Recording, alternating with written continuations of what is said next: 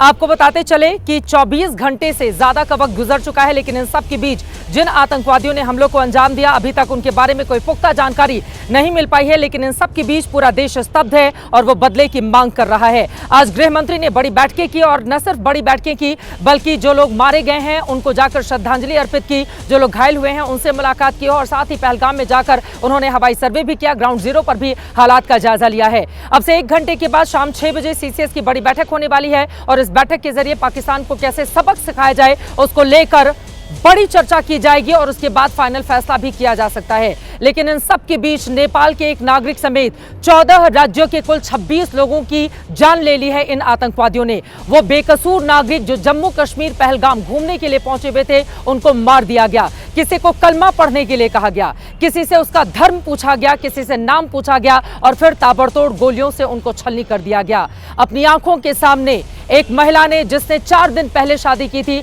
अपने सुहाग को जड़ते हुए देखा है।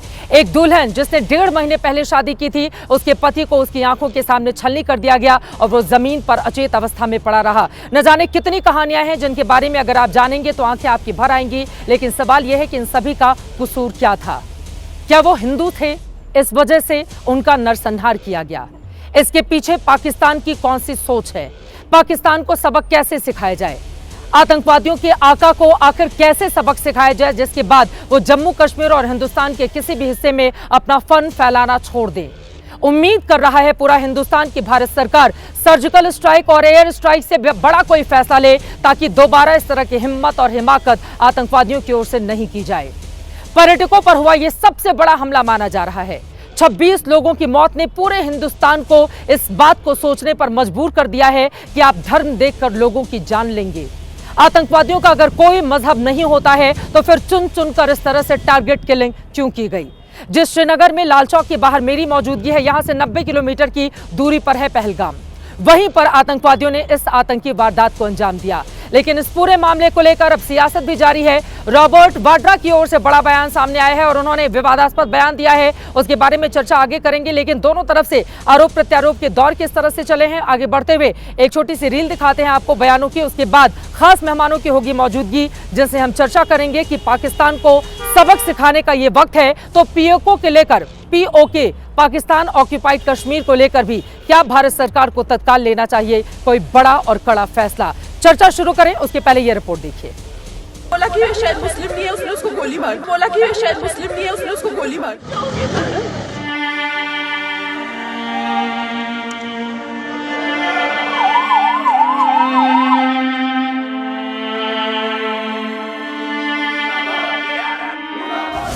टेररिज्म के खिलाफ हमारी जीरो टॉलरेंस की पॉलिसी है।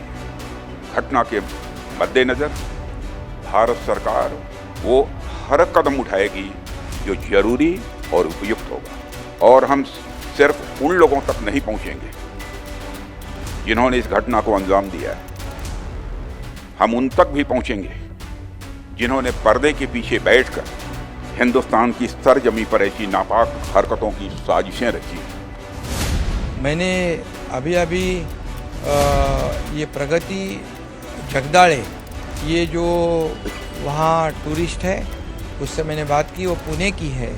उसने कहा कि सभी जो आतंकवादी है, दहशतवादी है, वो पुलिस के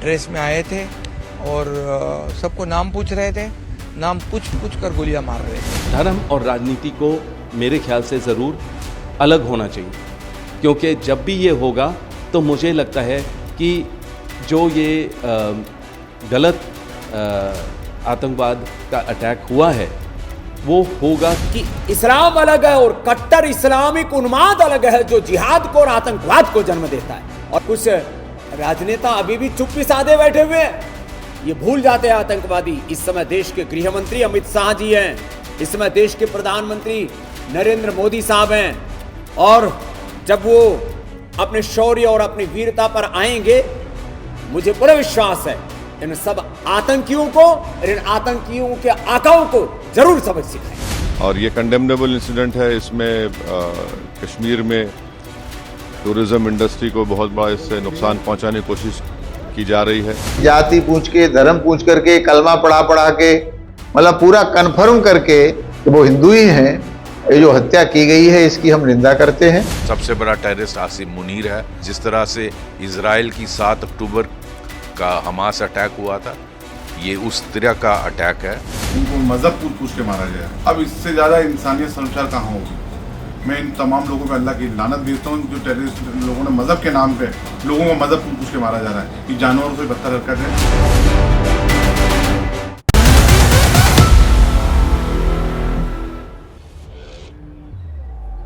जो बयान सामने आए हैं वो आपने सुन लिए हैं और इस वक्त की बड़ी खबर आपको दे दें, अब से 1 घंटे के बाद शाम 6 बजे सीसीएस की बैठक होने वाली है। सुरक्षा के मद्देनजर ये बैठक प्रधानमंत्री नरेंद्र मोदी की अध्यक्षता में होगी।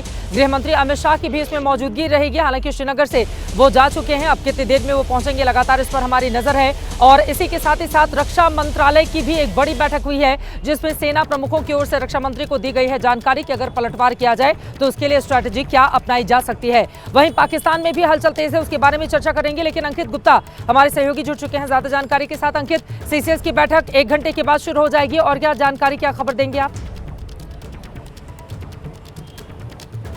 जी बिल्कुल, करीबन 1 घंटे बाद ये सीसीएस की बैठक शुरू होनी है। लेकिन महत्वपूर्ण क्या है इसमें? महत्वपूर्ण ये है कि केंद्रीय गृह मंत्री अमित शाह दिल्ली पहुंच चुके हैं कुछ देर पहले और अब जब वो यहाँ पर पहुंचेंगे तो प्रधानमंत्री को सबसे पहले ब्रीफ करेंगे। फिलहाल हमको जो जानकारी मिल रही है कि सीसीएस की बैठक शुरू होने से पहले केंद्रीय गृह मंत्री अमित शाह अपने दौरे के दौरान, यानी कि जब वो कश्मीर गए थे, पहलगाम गए थे, तो उस दौरान उनको क्या क्या जानकारी मिली है, चूक हुई तो कहाँ हुई, अगर जो है इतनी देरी हुई जो सुरक्षा बलों को रेस्क्यू ऑपरेशन में तो वो क्यों हुई, कहाँ पर जो है इंटेलिजेंस फेल्योर रहा है और कैसे आतंकी यहाँ तक पहुँच गए बिना किसी रोक टोक के। ये कई तरह के सवाल जो केंद्रीय गृह मंत्री ने जो सुरक्षा की जो बैठक हुई थी, रिव्यू मीटिंग हुई थी, उस दौरान पूछे थे जो तमाम एजेंसी थी उनसे। और उसके बाद में जो शुरुआती जानकारी मिली है कि कैसे जो है ये जो पूरी घटना है, जो बर्बरतापूर्ण घटना है, इसको अंजाम दिया गया और अभी तक आतंकियों को पकड़ा क्यों नहीं जा सका है। ये वो तमाम सवाल हैं जिनका जवाब लेकर के केंद्रीय गृह मंत्री अमित शाह दिल्ली पहुँच चुके हैं। और जैसी मुझे जानकारी मिल रही है कि शाम करीबन 6 बजे के आसपास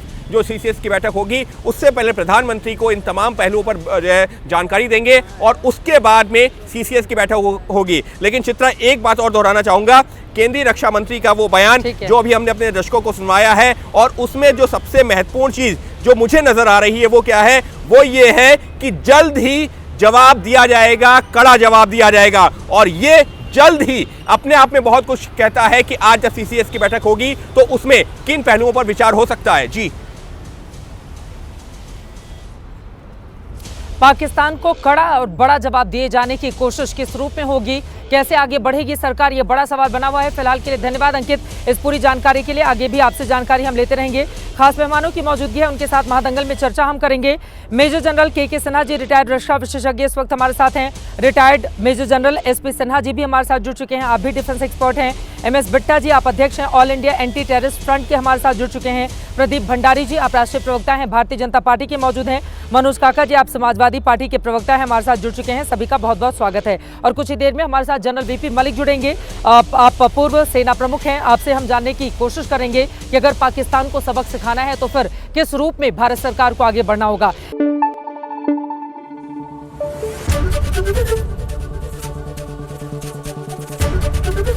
ABP न्यूज आपको रखे आगे।